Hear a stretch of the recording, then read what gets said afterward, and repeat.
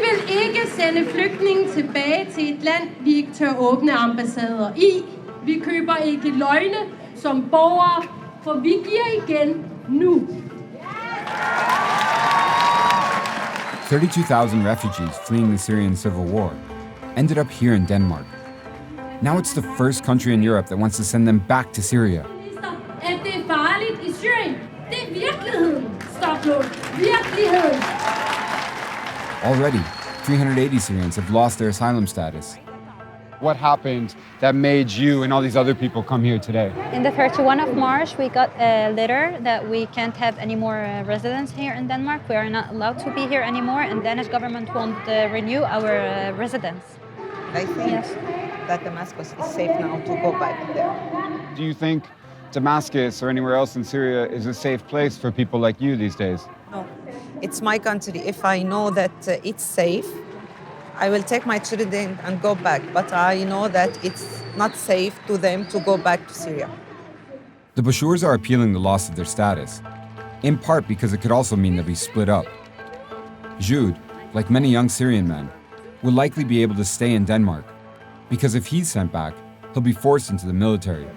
I don't want to stay here without my family, because if I'm staying here and my family came back to Syria, they're getting killed. In 2015, the Bashours were a few of the more than 1 million refugees who sought asylum in the EU. She is in the kitchen. They traveled from Turkey, through the Balkans, and into Northern Europe. Can we come say hello? Yeah. How's it going? After 6 years working, studying, and learning Danish, they feel like Denmark is home. You came to Denmark for stability and safety, like you said. Do you feel like those things, you no longer have those things? لأنه مثل ما بتكون قاعد ببيتك بسوريا، كنا قاعدين كان عنا عطلة تاني يوم وإجت سيارة مفخخة وفجرت كل شيء. وناس عم بتولول وبواب اتفتحت ونفس الشيء، يعني نحن ما حنقول بومب صار، بس فعلا هي الخبر اجا مثل نفس الشيء. كل شيء انت عمرته، كل شيء ساويته، كل شيء بنيته، حتى ان شاء الله ب3 سنين ببلد غريب مو سهل انه يجي الواحد ويفجره هيك. صعبة.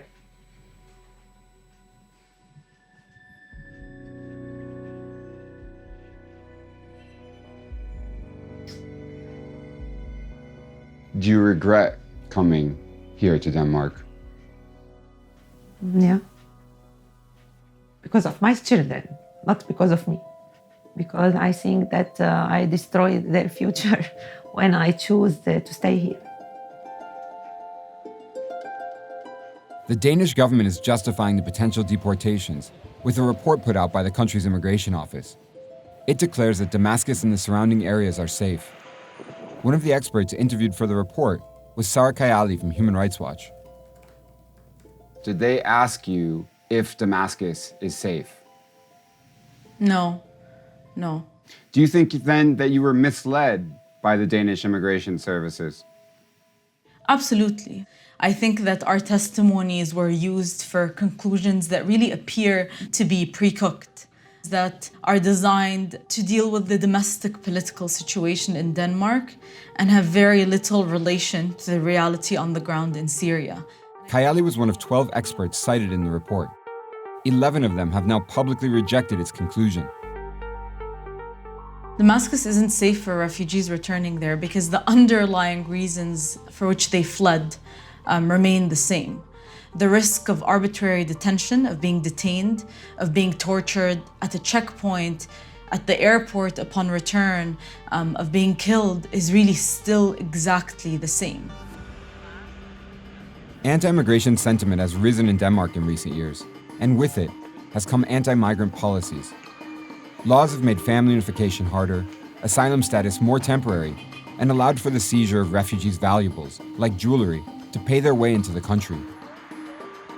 Successive governments have adopted these policies, including the current one, which is led by the left-wing Social Democrats. We're here in the Danish parliament, where we're looking for members of the governing Social Democrat Party to ask them about their migration policy. We've made a number of official requests with them, and so far no one has agreed to do an interview with us. So what we're trying to do is catch one of these top officials as they move around this building in between meetings today. Spearheading the government's plan is Immigration Minister Mattias Tesfaye. He says his target number of asylum seekers in Denmark is 0. Hi, Minister Tesfaye. I'm Matthew Castle from Vice News. I'd just like to ask you a question. Do you have a minute just to talk to us? We've tried to make an appointment with your office. We just want to know, why is Denmark the only country in Europe that wants to send Syrians back to Syria? Sorry, I can't make an interview like this. Why are you the only country that wants to send Syrians back to Syria? Sorry, but it can't work like this. I'm sorry. While no social democrats were prepared to defend their policies, we did find someone who would. A member of the far-right Danish People's Party, who's been pushing for some of the harshest anti-refugee, anti-Muslim policies in Denmark. So do you see Prime Minister Frederiksen, Immigration Minister Tesfaye as allies now, yes, even though they're from the left? Yes, in that battle, stopping Muslim migration into Denmark, stopping Islamization of the Danish society.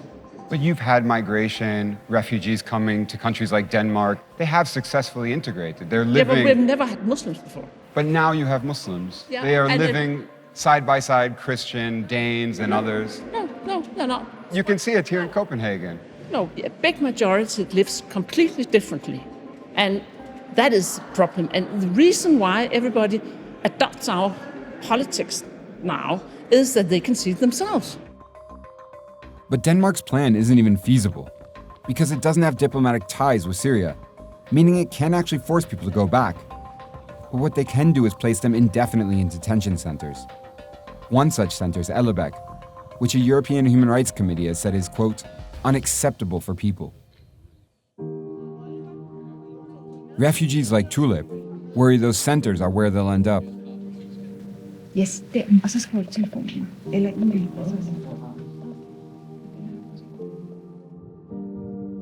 How are you guys going to feel if in a few weeks from now, a few months from now maybe, you come back to class and Tulip's no longer there?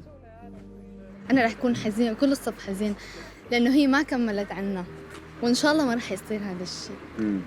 It would be cruel. It would be very cruel seeing her gone and also happening to other people.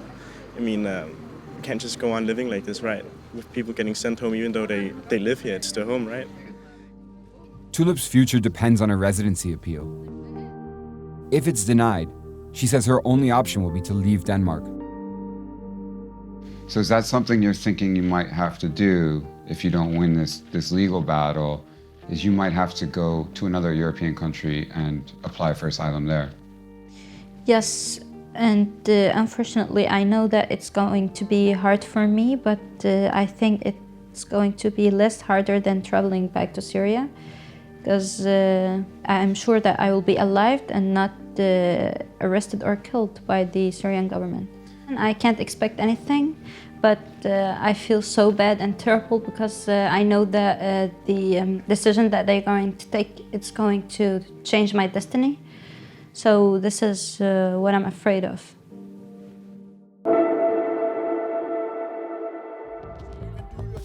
Can you explain what's happening right now and why the government is wanting to send some Syrian asylum seekers here in Denmark back to Syria?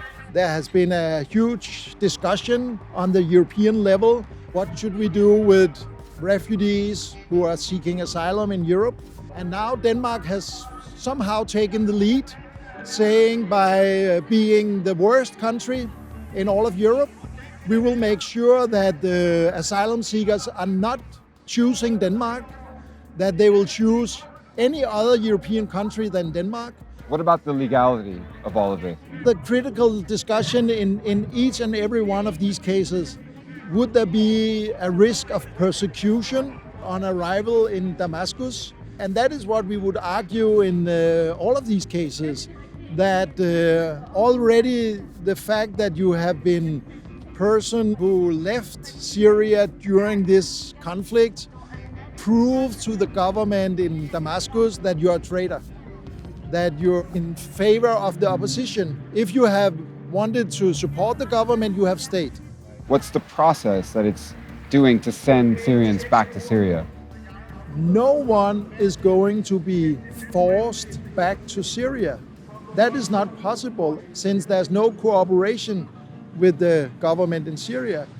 So the only reason you are doing this The only logical reason is to take these people to camps, allow them to live, eat, but not work, not study, not do anything. And while they are in this limbo, you can show to other asylum seekers, stay out.